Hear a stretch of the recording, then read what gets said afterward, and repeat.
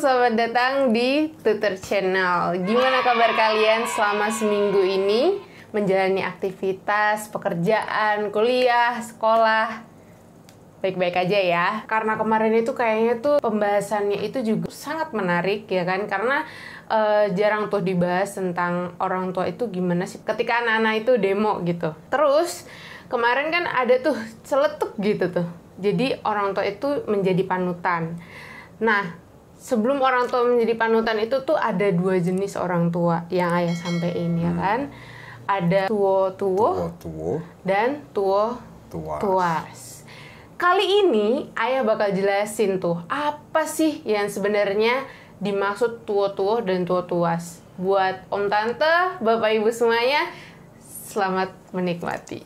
Ya, ini yang mungkin dalam beberapa waktu atau sekian lama kalau diamati di dalam perkembangan kehidupan, terutama yang berkaitan dengan pendidikan, baik itu yang terjadi di dalam rumah, pendidikan di dalam rumah, ya, teladan di dalam rumah, maupun di dalam lingkungan di sekitar rumah kita. Mungkin kalau di Bali ini ada namanya kelian, nanti kan kalau di Bali. Lalu mungkin di lingkup pemerintahan, ada dari kelurahan, kecamatan, bupati, sampai ke negara. Jadi di dalam kehidupan ini sering terjadi atau ada terjadi bahwa ada sering disebut dengan krisis keteladanan, kan gitu. Nah, krisis keteladanan itu terjadi pada siapa? Ya, kalau di rumah nih ya. Jadi krisis teladan dari siapa kepada siapa?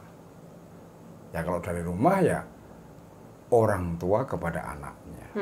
Artinya anak itu merasa orang tuanya tidak bisa diteladani. Kan begitu. Kalau dalam masyarakat mungkin ketua kelompoknya atau Pak RT-nya kan gitu, atau Pak RW-nya itu mungkin tidak bisa atau kurang bisa diteladani. Kalau di dalam skop yang lebih luas ya, itu bisa sampai kepada para tokoh-tokoh, pimpinan-pimpinan di dalam kelembagaan itu yang juga mungkin kurang bisa diteladani. Ya, kalau pejabat dengan anak buahnya tidak bisa mencontoh pejabatnya karena pejabatnya tidak memberi contoh yang benar. Nah, ini yang terjadi satu situasi yang dalam beberapa waktu sekian lama itu terjadi yang namanya krisis keteladanan. Ketika itu terjadi, maka orang yang disebut tua tadi, ya, misalnya kayak ayahnya sebagai orang tua, yang tidak bisa diteladani oleh anak, atau diteladani dalam keluarga, tidak bisa dipatuhi, ucapannya tidak bisa diikuti.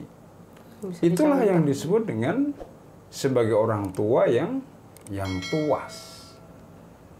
Jadi orang tua yang tuas. Tuas itu artinya dengan bahasa lain bisa disebutkan bahwa orang tua yang lupa bahwa dirinya itu orang tua, gitu ya. Kalau dalam bahasa Jawanya itu wong tua lali tuane. Jadi hanya umurnya aja. Ya, umurnya tua. Tapi sikapnya belum bisa atau tidak bisa menjadi teladan. Maka disebut dengan tuo-tuas. Atau orang tua atau wong tua yang lali tuane. Lali lupa bahwa dirinya adalah sebagai orang tua, sebagai panutan. Kalau dalam masyarakat ya panutan masyarakat. Kalau dalam negara ya panutan negara, panutan rakyatnya. Itu lupa bahwa dirinya sebagai orang tua. Nah, ini yang terjadi. Apakah semua begitu? Ya tidak. Kan begitu kan. Karena ada pepatah tuh, sebaik-baiknya orang pasti juga ada kurangnya. Sejelek-jeleknya orang juga ada baiknya. Artinya dalam konteks secara umum, ini mana yang lebih banyak? Banyak baiknya atau sedikit baiknya, kan gitu? Sama juga orang tua. Jadi orang tua disebut orang tua tuas, itu orang tua yang lupa akan dirinya sebagai orang tua, sehingga apa yang dilakukan itu tidak bisa dicontoh, atau kurang bisa dicontoh, atau diteladani, atau didengar oleh orang-orang yang lebih muda, termasuk anak. Termasuk di dalam kehidupan masyarakatnya, rakyatnya itu tidak bisa diteladani. Sehingga terjadi ada namanya apa? Ya pembangkangan itu, kalau anak melawan sama orang tua. Ya, kalau orang Jawa bilang itu sekecap do sekecap. Orang tua satu kata, anaknya bisa 5 kata. Nah itu terjadi di dalam kehidupan keluarga pun terjadi, dalam kehidupan di masyarakat juga terjadi, di dalam kehidupan negara juga terjadi. Nah makanya ini menjadi koreksi bagi kita. Kita sebagai siapa? Sebagai orang tua. Itu yang menjadi refleksi, koreksi sebagai orang tua. Apakah kita ini, misalnya seperti ayahnya nih, apakah hanya ingin menjadi orang tua yang tuas, ya, yang lupa akan posisinya sebagai orang tua, atau menjadi orang tua yang tuh? Ya. Orang tua yang tuh, ya. Yang tuh itu artinya apa? Bertumbuh. Orang tua yang bertumbuh. Orang tua yang berisi. Ya, kalau kamu tahu buah kelapa, tahu kan? Tahu. Nah, kelapa itu kalau semakin tua, itu santannya atau minyaknya menjadi banyak. Semakin tua semakin berminyak. Itu kelapa. Jadi orang tua itu semakin tua. Ya, baik dari sisi usia atau mungkin juga yang dituakan karena jabatan, kan dituakan namanya. Itu menjadi orang tua yang berisi. Berisi dalam pengertian bukan hanya pinter, bukan hanya pinter. Kalau pinter saja itu nggak cukup. Tapi menjadi orang tua yang bijak. Bijaksana. Atau dalam bahasa Jawa itu wicaksono. Jadi orang tua yang wicaksono atau yang bijaksana. Bijaksana itu bukan pinter, tapi bijak. Ketika menghadapi suatu masalah itu bukan dicari hanya benar salahnya, ya, tapi dicari kenapa ini terjadi sesuatu seperti ini. Tidak hanya menyalahkan, wah ini kamu salah. Tidak hanya seperti itu, tapi kenapa ini salah? Kenapa bisa terjadi seperti ini? Tidak emosional, tapi menjadi bijaksana. Tidak cepat marah, tapi sabar. Nah, itu, nah, itu bijaksana. Maka orang tua semakin berisi kalau dia semakin bijak. Dan semakin mengerti bahwa dirinya adalah orang tua yang perlu menjadi contoh atau teladan. Bagi siapa? Kalau orang tua di rumah ya bagi anaknya. Karena kalau di dalam rumah ini, ya, dalam satu keluarga, itu orang tua nggak bisa dicontoh kepada anaknya. Bayangkan kalau itu terjadi pada setiap keluarga, apa yang terjadi dengan negara ini? Pasti juga bermasalah. Tapi jika setiap orang tua di dalam keluarga ini adalah orang tua yang tumbuh, yang bertumbuh, yang berisi, yang bijak, ya pasti itu juga akan berpengaruh kepada negara. Negara menjadi damai. Makanya membangun negara itu dimulai dari rumah. Karena rumah itu adalah masyarakat paling kecil. Paling inti. Paling kecil kan negara itu isinya dari keluarga-keluarga nih. Ada berapa juta keluarga.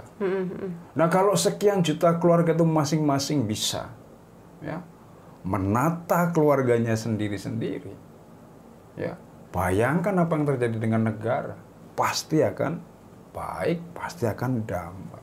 Tapi bayangkan ketika negara itu atau keluarga-keluarga itu orang tuanya adalah orang tua yang hanya tua saja.